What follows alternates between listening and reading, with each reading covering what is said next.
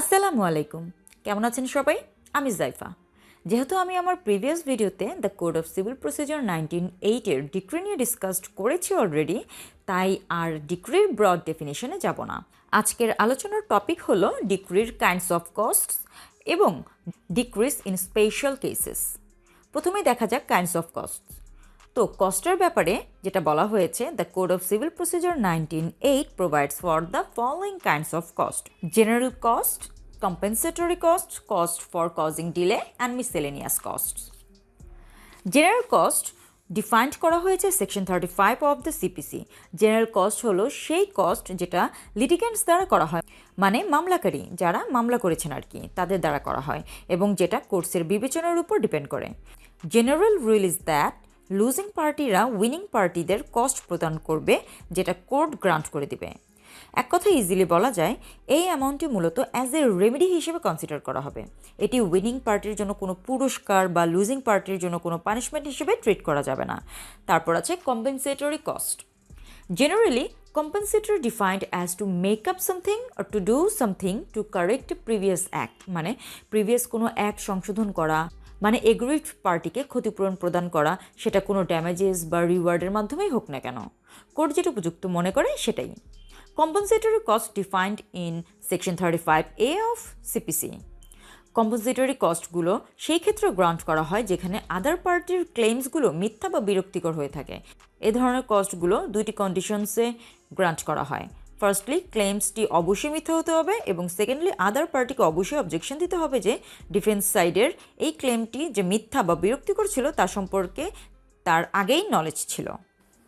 তারপর আছে cost for causing delay.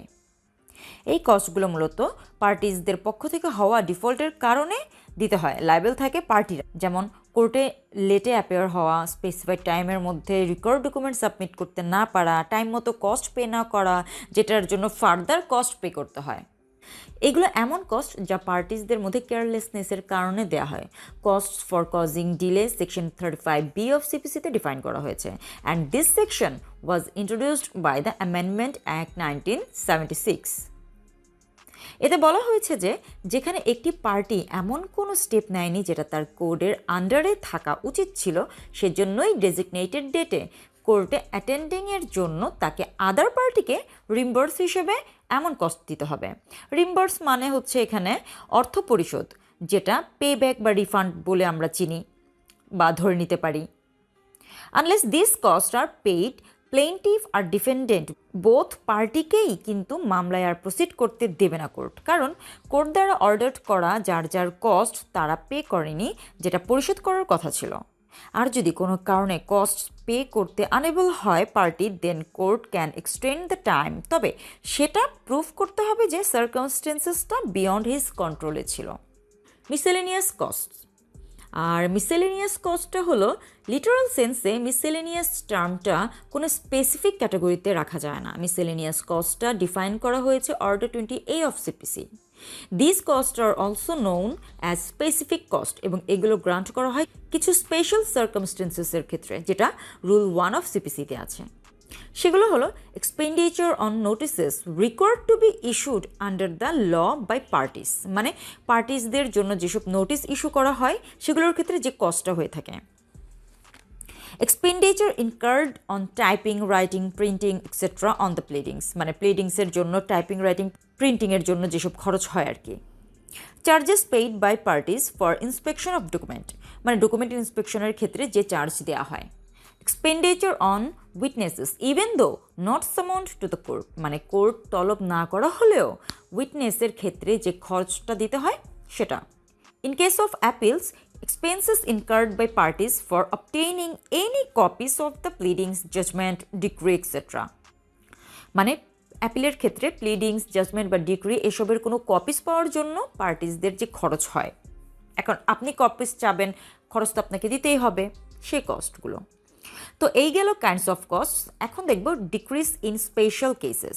Special কেসগুলোর ক্ষেত্রে ডিক্রির ভূমিকা কি হতে পারে, তা হলো ইমুভেবল প্রপার্টির ক্ষেত্রে রিকভারি অর রিপোজিশনের জন্য মামলার ডিক্রিতে এই জাতীয় প্রপার্টির ডিসক্রিপশন ইনক্লুড থাকতে হবে যাতে এটি সহজেই আইডেন্টিফাই করা যায়। এখানে ইমুভেবল প্রপার্টি মানে রিয়েল এস্টেট, হাউস, ওয়্যারহাউস বা ফ্যাক্টরি এগুলোকে বোঝানো হয়েছে। আর মুভেবল প্রপার্টির ক্ষেত্রে সেই টাকার এক্স্যাক্ট অ্যামাউন্টটা ডিক্রিতে মেনশন থাকতে হবে যতটুকু পেড করা হয়েছে, যদি কোনো রিজনেবল কারণে ডিউ টাইমে ডেলিভারি না করা হয় সেই ক্ষেত্রে। আর মুভেবল প্রপার্টি মানে হচ্ছে এখানে মানি, বুকস, ভেহিকলস, জুয়েলারি, মানে যেগুলো ইজিলি সরানো যায়।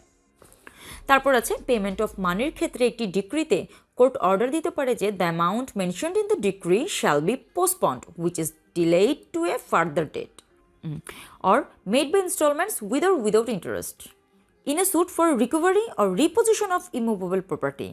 কোর্ট দুই ধরনের ডিক্রি পাশ করতে পারে। এক হলো for position or gaining of property, মানে প্রপার্টি দখল বা লাভের জন্য। আরেকটি হচ্ছে for past rents or many profit.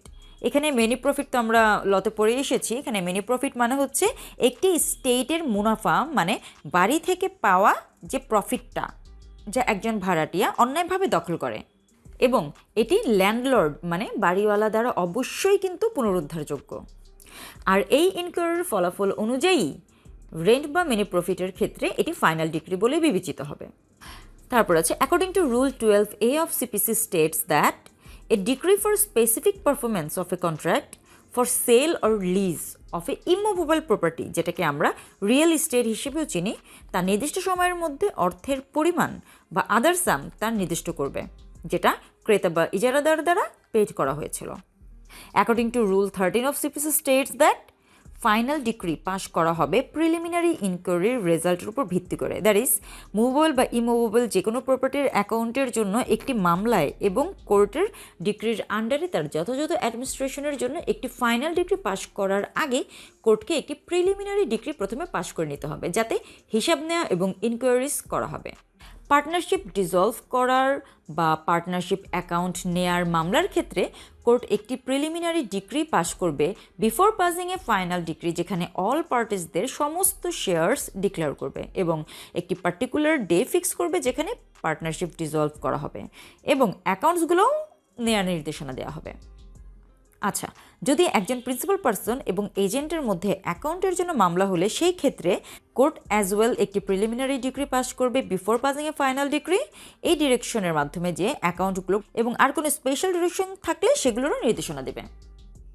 তারপর আছে মুভেবল বা ইমুভেবল প্রপার্টি ভাগ করার জন্য বা প্রপার্টিতে ভাগ সেপারেট পজিশনের জন্য একটি মামলায় পাশ করা একটি ডিক্রিতে যা থাকতে হবে তা হলো ডিক্রিতে সেই সম্পত্তিতে আগ্রহী একাধিক পক্ষের অধিকার ডিক্লেয়ার করবে, কিন্তু গভর্নমেন্টকে রেভিনিউ প্রদানের জন্য স্টেট মূল্যায়ন করা হলে কালেক্টর এবং ইমুভেবল প্রপার্টির আদার কেসের ক্ষেত্রে পার্টিশন বা সেপারেশনের ডিরেকশন দেবে এবং কোর্ট একটি প্রিলিমিনারি ডিক্রি পাস করবে যেখানে স্টেটে পার্টিসদের অল রাইটস ডিক্লেয়ার করা থাকবে এবং নেসেসারি ডিরেকশনস দেবে, আর তারপর ফাইনাল ডিক্রি পাস করবে যদি সেপারেশন বা পার্টিশন কনভেনিয়েন্টলি ফার্দার ইনকোয়ারি ছাড়াই আর করা না যায়। তো এই ছিল আজকের মতো। Hope this video will help in your law career.